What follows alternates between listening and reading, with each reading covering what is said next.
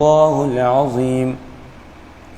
سورۃ الاعراف کی آیت نمبر 188 تک ہم پڑھ چکے ہیں۔ آج آیت نمبر 199 سے درس ہو رہا ہے۔ کل والے درس میں ہم اللہ تعالیٰ کی یہ صفات پڑھ کر آئے کہ قیامت کا علم صرف اللہ کو ہے، اللہ کے علاوہ کسی اور کو نہیں دیا گیا۔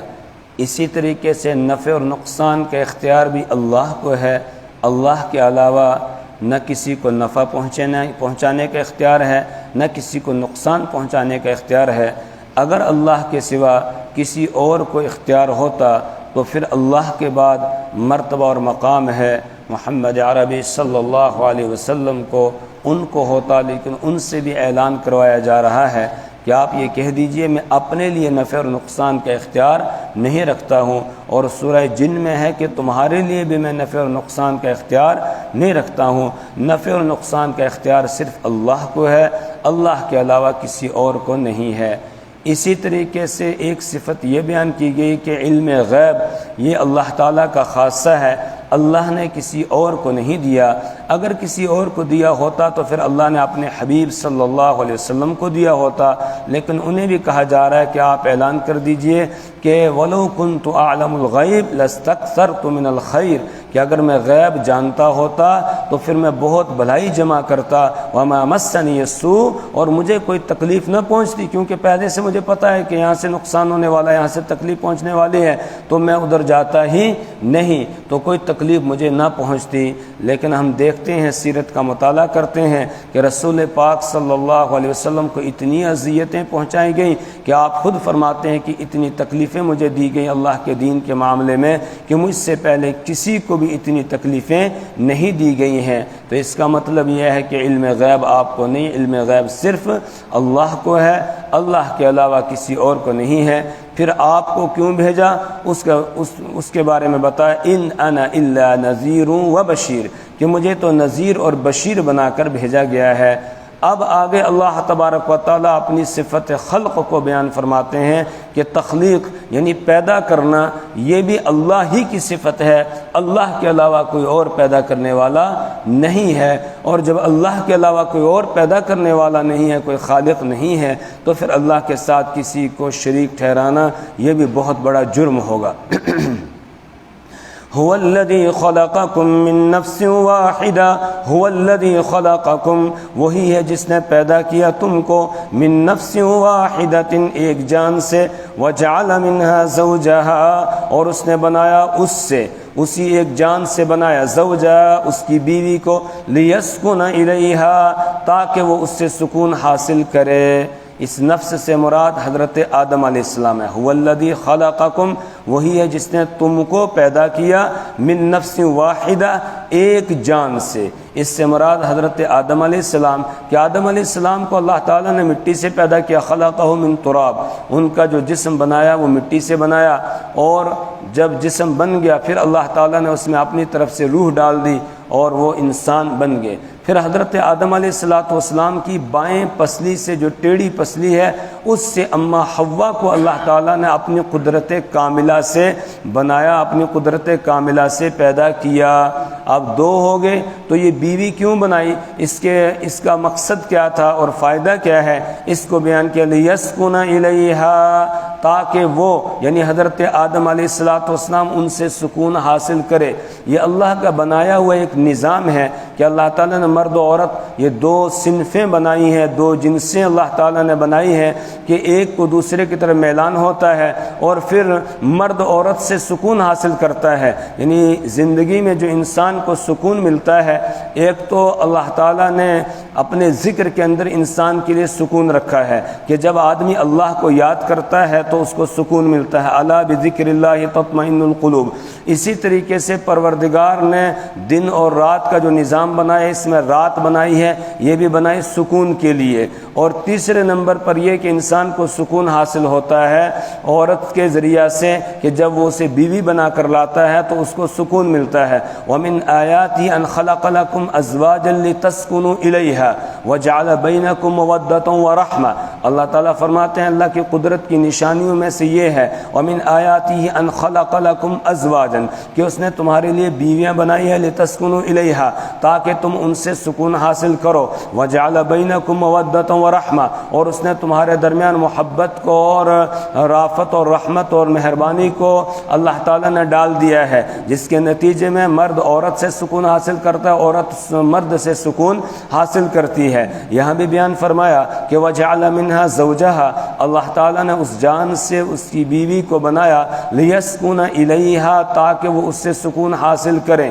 فَلَمَّا تَغَشَّاهَا حَمَلَتْ حَمْلًا خَفِيفًا فَمَرَّتْ بِهِ سب سے پہلے انسان حضرت آدم علیہ السلام کو تو مٹی سے بنایا گیا، اس کے بعد پھر اللہ تعالیٰ کا یہ نظام ہے کہ اب مرد و عورت دونوں ملتے ہیں، اس ملنے کے نتیجے میں پھر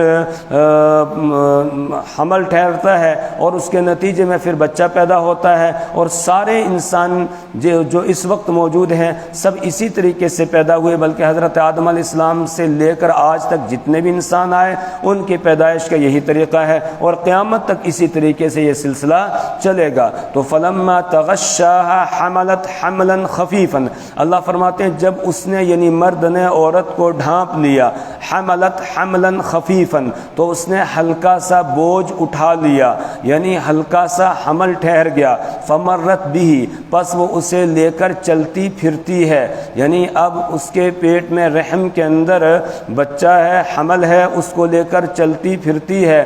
فلما اسقلت پس جب وہ بھوجل ہو گئی، یعنی اب حمل بڑھنا شروع ہو گیا، بچہ بڑھنا شروع ہو گیا اور اس کا وزن ہونے لگا، تو اب انہیں پکی امید ہوئی، تو دعوا اللہ ربہما تو اب یہ دونوں اپنے رب کو پکارتے ہیں، دعوا اللہ ربہما تو ان دونوں نے اللہ کو پکارا، ربہما جو ان دونوں کا رب ہے، کیا پکار کر کہا لئن آتیتنا صالحا کہ اگر آپ ہم کو اچھا بھلا بچہ دے دیں گے، لنکونن من الشاکرین تو ہم ہو جائیں گے ضرور بضرور شکر گزاری کرنے والوں میں سے۔ فلما آتاہما صالحا تو جب اللہ تعالیٰ نے ان دونوں کو نیک یعنی اچھا بھلا بچہ دے دیا، جعلا لہ شرکاء فیما آتاہما تو جعلا لہ تو وہ دونوں اس کا شریک ٹھہرانے لگے، ان دونوں نے بنائے اس کے لیے شرکاء شریک فیما آتاہما اس چیز میں جو اللہ نے ان دونوں کو عطا کی تھی۔ فتعالی اللہ عما یشرکون تو اللہ تعالیٰ کی ذات بلند و بالا ہے، عما یشرکون ان چیزوں سے کہ جن کو یہ اللہ کے ساتھ شریک ٹھہراتے ہیں۔ یہاں اللہ تعالیٰ نے ایک عام انسان کا تذکرہ کیا کہ انسان کی حالت یہ ہے کہ نکاح کے بعد سب سے زیادہ چاہت ایک مرد یا ایک عورت کو یہ ہوتی ہے کہ ان کی گود اولاد سے ہری ہو جائے، ان کو بچہ مل جائے۔ اس کے بعد پھر جب وہ دونوں ملتے ہیں اور اس کے نتیجے میں حمل ٹھہر جاتا ہے تو پھر وہ اللہ سے دعا کرتے ہیں، بلکہ اس سے پہلے بھی اللہ سے دعائیں کرتے رہتے ہیں اور وعدہ کرتے ہیں، اے اللہ اگر آپ نے بچہ دے دیا تو ہم آپ کی شکر گزاری کریں گے، ہم یہ کریں گے وہ کریں گے، اللہ سے وعدے کرتے ہیں، دعائیں کرتے رہتے ہیں۔ جب بچہ مل گیا تو اس کے بعد پھر اللہ کا نام ہی نہیں، پھر دوسروں کا نام شروع ہو جاتا ہے۔ یعنی عام انسانوں کا آج حال یہ ہے کہ جس وقت قرآن نازل ہو رہا تھا اس وقت بھی اور آج بھی یہی حال ہے کہ مانگتے ہیں اللہ سے اور جب مل جاتا ہے اس کے بعد نام پھر کسی اور کا ہو جاتا ہے، پھر بچے کا نام ہی رکھ دیتے ہیں پیراں دتا، یعنی پیروں کا دیا ہوا، پیر بخش، فقیر بخش، اسی طریقے سے عبد الرسول، عبد النبی، اس طرح کے نام پھر رکھتے ہیں کہ وہ فقیر بخش یا اسی طریقے سے نبی بخش، یہ بھی نام رکھتے ہیں کہ نبی نے یہ دیا ہے۔ تو اس طرح کے نام رکھتے ہیں، اللہ کا پھر نام ہی نہیں آتا ہے، پھر نام دوسرے اور لوگوں کے نام آنا شروع ہو جاتے ہیں اور یوں کہتے ہیں وہ فلانے درگاہ پر گئے تھے، وہ فلانے دربار پر گئے تھے، وہاں سے یہ ملا ہے، یعنی ان کا نام لیتے ہیں، اللہ کا نام لیتے ہیں، حالانکہ دینے والا کون ہے؟ اللہ ہے۔ تو اللہ تعالیٰ فرما رہے ہیں کہ انسان اس طریقے سے شرک کرنے لگتا ہے. بیمار ہو گیا آدمی، اللہ سے دعائیں کر رہا ہے، اور بھی جو کوئی بزرگ ملتا ہے، کوئی عالم ملتا ہے، اس سے بھی دعا کراتا ہے کہ میری صحت یابی کے لیے دعا کرنا. اب جب صحت یابی ہو گئی، صحت مل گئی، اب چڑھاوا کہیں اور چڑھایا جاتا ہے. اب جی وہ فلانے کی اس کی جو ہے وہ منت مانی ہوئی تھی، سکھن مانی ہوئی تھی، یہ کیا تھا، وہ کیا تھا، پھر دوسروں کے چڑھاوے چڑھاتے ہیں اور شرک کے اندر انسان مبتلا ہو جاتا ہے. اسی کو اللہ یہاں بیان فرما رہے ہیں کہ پہلے انسان کو بھی میں نے پیدا کیا، اور اس کے بعد جو سلسلہ تمہارا چل رہا ہے میں ہی پیدا کرنے والا ہوں، لہذا میرے ساتھ کسی اور کو شریک نہ ٹھہراؤ. تو فلما تغشاها، جب مرد عورت کو ڈھانپ لیتا ہے، حملت حملا خفیفا، تو اسے ہلکا سا حمل ٹھہر جاتا ہے، فمرت بھی، پس وہ اسے لے کر چلتی پھرتی ہے. فلما اثقلت، پس جب وہ بوجھل ہو جاتی ہے، یعنی اب بچہ بڑھنے لگتا ہے، اس کا بوجھ ہونے لگتا ہے، دعوا اللہ ربہما، تو وہ دونوں اللہ کو پکارتے ہیں، ربہما، جو ان دونوں کا رب ہے، اس کو یعنی اللہ کو پکارتے ہیں اور اللہ سے دعائیں کرتے ہیں، اے اللہ خیریت کا معاملہ فرما، آسانی کا معاملہ فرما، اس بچے کی حفاظت فرما، یہ ضائع نہ ہو جائے. اور لئن آتیتنا صالحا، اگر آپ ہم کو عطا کریں گے صالحا، اچھا بلا بچہ، لنکونن من الشاکرین، تو ہم ضرور بضرور ہو جائیں گے شکر گزاری کرنے والوں میں سے، شکر گزاروں میں سے ہو جائیں گے.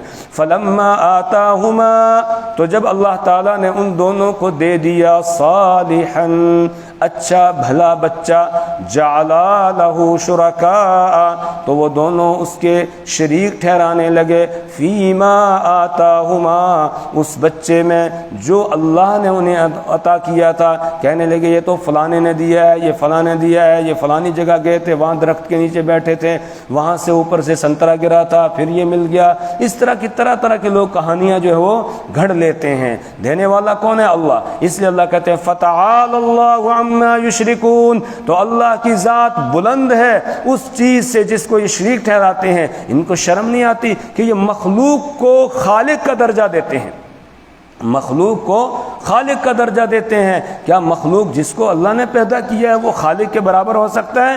نہیں ہو سکتا ہے. اس کا کوئی ہمسر نہیں ہے، اس کا کوئی برابر نہیں ہے، اس کا کوئی شریک اور ساجی نہیں ہے. قل هو اللہ احد، آپ کہہ دیجئے وہ اللہ ایک ہے. اللہ الصمد، اللہ بے نیاز ہے. لم یلد ولم یولد، نہ اس کی کوئی اولاد ہے نہ وہ کسی کی اولاد ہے. ولم یکن لہ کفوا احد، اور اس کا کوئی ہمسر نہیں ہے، اس کا کوئی شریک نہیں ہے، اس کے کوئی برابر نہیں ہے. ایشرکون ما لا یخلق شیئا، کیا یشرکون، وہ شریک ٹھہراتے ہیں، ما ایسی چیز کو، لا یخلق شیئا، جو کسی بھی چیز کو پیدا نہیں کرتی ہے. ایسی چیز کو وہ شریک ٹھہرا رہے ہیں کہ جو کسی بھی چیز کو پیدا نہیں کرتی ہے. اگر آپ پوچھیں جو شرک کرنے والے ہیں کہ کیا جن کو تم اپنا معبود مان رہے ہو اللہ کو چھوڑ کر، انہوں نے کوئی ذرا سی بھی کوئی چیز پیدا کی ہے؟ کیا کوئی مکھی بھی انہوں نے پیدا کی ہے؟ مکھی کے برابر کوئی چیز پیدا کی ہو؟ کوئی مچھر انہوں نے پیدا کیا ہو؟ تو جواب ہوگا نہیں. میں اگر پیدا کیا تو دکھاؤ کون سا مچھر اور کون سی مکھی جو ہے انہوں نے پیدا کی ہے. نہیں دکھا سکتے ہیں. تو ایشرکون ما لا یخلق شیئا، کیا وہ شریک ٹھہراتے ہیں ایسی چیز کو، لا یخلق شیئا، کہ جس نے کچھ بھی پیدا نہیں کیا، وہم یخلقون، اور وہ پیدا کیے جاتے ہیں. یعنی خود ان کو کوئی پیدا کرنے والا ہے، تو جس کو کوئی جو خود اپنی پیدائش میں دوسرے کا محتاج ہے، کیا وہ کسی کو پیدا کر سکتا ہے؟ کسی کو وہ پیدا نہیں کر سکتا ہے. خالق ہونا یہ صرف اللہ کی صفت ہے، اللہ کے علاوہ کوئی اور خالق نہیں ہے. تو ایشرکون ما لا یخلق شیئا، کیا وہ شریک ٹھہراتے ہیں اس چیز کو، لا یخلق شیئا، جو نہیں پیدا کرتے کچھ بھی، وہم یخلقون، اور وہ پیدا کیے جاتے ہیں. ولا یستطیعون لهم نصرا، ولا یستطیعون لهم نصرا، اور وہ نہیں طاقت رکھتے ہیں ان کے لیے مدد کرنے کی.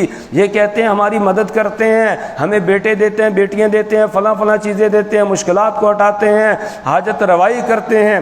اللہ تعالیٰ فرمانے رہے کہ ولا یستطیعون لهم نصرا، اور وہ ان کی مدد کرنے کی طاقت نہیں رکھتے ہیں۔ ان کی کیا مدد کریں گے؟ ولا انفسهم ينصرون، اور وہ اپنی مدد کرنے کی طاقت بھی نہیں رکھتے ہیں۔ ولا انفسهم ينصرون، اور وہ نہیں مدد کرتے ہیں خود اپنی ذات کی بھی مدد نہیں کر سکتے ہیں۔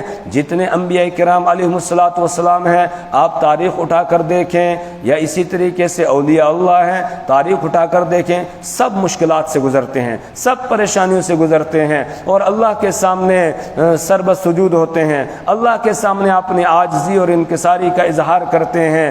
تو اگر وہ دوسروں کی مدد کرنے کی طاقت رکھتے تو کیا اپنے آپ پر کوئی مصیبت آ سکتی تھی؟ پھر حضرت زکریا علیہ السلام کو شہید کیا جاتا، حضرت یحییٰ علیہ السلام کو شہید کیا جاتا، یا اور انبیاء کرام علیہ السلام جن کو کافروں نے قتل کر دیا، جن کو بنی اسرائیل نے قتل کیا، کیا وہ ان کو قتل کر سکتے تھے؟ یا خود رسول پاک صلی اللہ علیہ وسلم کو جو اذیتیں اور تکلیفیں پہنچائی گئی ہیں، کیا کوئی ان کو تکلیف پہنچا سکتا تھا؟ بس ایک مرتبہ بس اشارہ کرتے تو فوراً اگلا جو ہے اس کا تو کام تمام ہو جاتا، تو کوئی تکلیف انہیں پہنچتی نہیں۔ اسی طریقے سے اولیاء اللہ کی تاریخ اٹھا کر دیکھیں کن مشکلات سے وہ گزرتے ہیں، پریشانیوں سے گزرتے ہیں، تو وہ خود اپنی مدد کرنے کی طاقت نہیں رکھتے ہیں، اپنی مدد نہیں کر سکتے ہیں، تو دوسروں کی مدد کہاں سے کریں گے؟ ولا يستطيعون لهم نصرا، اور وہ نہیں طاقت رکھتے ہیں ان کے لیے مدد کرنے کی۔ ولا انفسهم ينصرون، اور نہ وہ اپنی ہی مدد کر سکتے ہیں، نہ وہ اپنی مدد کرتے ہیں۔ حضرت عیسیٰ علیہ السلام کے بارے میں عیسائیوں کا یہ کہنا ہے کہ وہ منجی ہے، وہ نجات دہندہ ہے، نجات دینے والے ہیں، بس عیسائی بن جانا کافی ہے، جو عیسائی بن گیا اس کو وہ نجات دے دیں گے اور وہ سیدھا جنت میں جائے گا، اور کہیں آگے پیچھے جانے کی اس کو ضرورت ہی نہیں ہے۔ اور دوسری طرف ان کا نظریہ اور عقیدہ یہ ہے کہ حضرت عیسیٰ علیہ السلام کو نعوذ باللہ سولی دے دی، کہ جبکہ قرآن کہتا ہے وما قتلوہ وما صلبوہ، نہ یہودیوں نے ان کو قتل کیا نہ سولی دی، لیکن ان کے یہاں نظریہ یہ ہے کہ حضرت عیسیٰ علیہ السلام کو یہودیوں نے سولی پہ چڑھا دیا، اسی لیے صلیب کی یہ پوجا کرتے ہیں، صلیب کو متبرک سمجھتے ہیں اور اس کو اپنا نشان انہوں نے بنایا ہوا ہے، اور یہ کہتے ہیں کہ ان کو سولی پہ چڑھا دیا گیا، حالانکہ قرآن یہ کہتا ہے کہ ان کو سولی پہ نہیں چڑھایا گیا، بلکہ وہ زندہ آسمانوں پر ہیں اور قیامت کے قریب وہ اتر کر آئیں گے۔ لیکن ان کا جو اپنا نظریہ ہے، اس نظریے کے اعتبار سے وہ سولی پہ چڑھا دیے گئے ہیں۔ تو جس وقت ان کو سولی پہ چڑھایا جا رہا تھا، ہم پوچھتے ہیں کہ تمہارے نظریے کے مطابق جب سولی پہ ان کو چڑھایا گیا اور تم اب یہ کہتے ہو کہ سارے کام حضرت عیسیٰ علیہ السلام کر رہے ہیں، تو اس وقت وہ اپنا دفاع کیوں نہیں کر سکے؟ اپنے آپ کو کیوں نہیں بچا سکے وہ؟ تو جب وہ اپنے آپ کو نہیں بچا سکے ہیں تو کیا تمہیں وہ بچائیں گے؟ تمہیں وہ نجات دیں گے؟ نہیں، یہ خالی جھوٹ ہے اور صرف خام خیالی ہے، یعنی اپنے کچھ خیالات ہیں، اپنے کچھ خیالات جو انہوں نے ذہنوں میں بٹھا کر رکھے ہیں وہ ہیں، حقیقت اس کی کچھ بھی نہیں ہے۔ وَإِن تَدْعُوهُمْ إِلَى الْهُدَى لَا يَتَّبِعُوكُمْ وَإِن تَدْعُوهُمْ، اور اگر تم ان کو بلاؤ الی الہدی، ہدایت کی طرف، لا یتبعوکم، تو وہ تمہاری پیروی نہیں کرتے ہیں۔ وَإِن تَدْعُوهُمْ إِلَى الْهُدَى، اگر تم ان کو راستے کی طرف بلاؤ، لا یتبعوکم، تو وہ تمہاری پیروی نہیں کرتے ہیں۔ سواء علیکم، تم پر برابر ہے، ادعوتموہم، کہ کیا تم ان کو پکارو، ان کو بلاؤ، ام انتم صامتون، یا تم خاموش رہو، یعنی تمہارے لیے برابر ہے، چاہے تم ان کو پکارو یا خاموش رہو، دونوں چیزیں برابر۔ مطلب کیا ہے کہ جن کو اللہ کے علاوہ پکارا جا رہا ہے، جن کو اللہ کے علاوہ پکارا جا رہا ہے، تو اللہ تعالیٰ فرماتے ہوئے ان تدعوہم، اگر تم ان کو پکارو گے الہدی، ہدایت کی طرف، راستے کی طرف کہ رہنمائی کرو، لا یتبعوکم، تو وہ تمہاری پیروی نہیں کریں گے، یعنی تمہاری بات کو سنیں گے نہیں۔ اور سواء علیکم، برابر ہے تم پر، ادعوتموہم، تم ان کو پکارو، ام انتم صامتون، یا تم خاموش رہو، تم انہیں پکارو یا تم ان خاموش رہو، یہ دونوں باتیں برابر ہے۔ کیوں؟ اس لیے کہ ان کو پتہ ہی نہیں ہے کہ کون انہیں پکار رہا ہے، کون نہیں پکار رہا ہے۔ یہ تو اللہ تعالیٰ ہی کو پکارا جا سکتا ہے، وہی سننے والا ہے، وہی جاننے والا ہے، اس کا علم کامل ہے، اس کے علاوہ کوئی تمہاری ضروریات کو جانتا ہی نہیں ہے۔ ومن اضل ممن يدعو من دون الله من لا يستجيب له الى يوم القيامه وهم عن دعائهم غافلون، ومن اضل، اللہ فرماتے ہیں کہ کون زیادہ گمراہ ہو سکتا ہے اس سے، ومن اضل ممن يدعو من دون اللہ، کہ جو اللہ کو چھوڑ کر اوروں کو پکار رہے ہیں، ایسوں کو پکار رہے ہیں جو ان کی پکار کو پورا نہیں کر سکتے ہیں، وہم عن دعائہم غافلون، اور جنہیں یہ پکار رہے ہیں وہ ان کی دعا سے غافل ہیں، ان کو پتہ ہی نہیں ہے کہ کون ان کو پکار رہا ہے اور کیا مانگ رہا ہے۔ جب ان کو پتہ ہی نہیں ہے تو وہ تمہاری ضرورتوں کو پورا کریں گے، تم سے مشکلات کو ہٹائیں گے نہیں، تو نتیجہ یہ نکلا کہ مشکل کشا حاجت روا صرف اللہ ہے، اللہ کے علاوہ کوئی اور نہیں ہے، بیٹے اور بیٹیاں دینے والا صرف اللہ ہے، اللہ کے علاوہ کوئی اور نہیں ہے۔ دوسری جگہ اس نے بیان کیا یہب لمن یشاء اناثا ویہب لمن یشاء الذکور او یزوجہم ذکرانا واناثا ویجعل من یشاء عقیما، یہب لمن یشاء اناثا، وہ جسے چاہتا ہے بیٹیاں دیتا ہے اور جسے چاہتا ہے بیٹے دیتا ہے، او یزوجہم ذکرانا واناثا، اور جسے چاہتا ہے بیٹے بھی دیتا ہے بیٹیاں بھی دیتا ہے، ویجعل من یشاء عقیما، اور جسے چاہتا ہے بانجھ بنا دیتا ہے، نہ بیٹے دیتا ہے نہ بیٹیاں دیتا ہے۔ تو سب کچھ کرنے والی ذات صرف اللہ کی ہے، اللہ کے علاوہ کوئی اور نہیں ہے، اس لیے صرف اللہ کو پکارا جائے اور اسی کی عبادت اور بندگی کی جائے، اس کے علاوہ کسی اور کی بندگی کرنے کی اجازت نہیں۔ اگر کوئی کرے گا تو مشرک ہوگا، اس کے علاوہ کسی اور کو پکارنے کی اجازت نہیں، اگر کوئی پکارے گا تو وہ مومن نہیں ہو سکتا، وہ مشرک ہوگا۔ اللہ تعالیٰ سے دعا کریں اللہ تعالیٰ ہمیں ہر قسم کے شرک سے محفوظ رکھے، اللہ ہمیں اعمال صالحہ کی توفیق عطا فرمائے، برے اعمال سے، گمراہی سے، بے دینی سے اللہ ہمیں اور ہماری نسلوں کو محفوظ فرمائے۔ سبحان اللہ وبحمدہ، سبحانک اللہم وبحمدک، ونشہد ان لا الہ الا انت ونستغفرک ونتوب الیک۔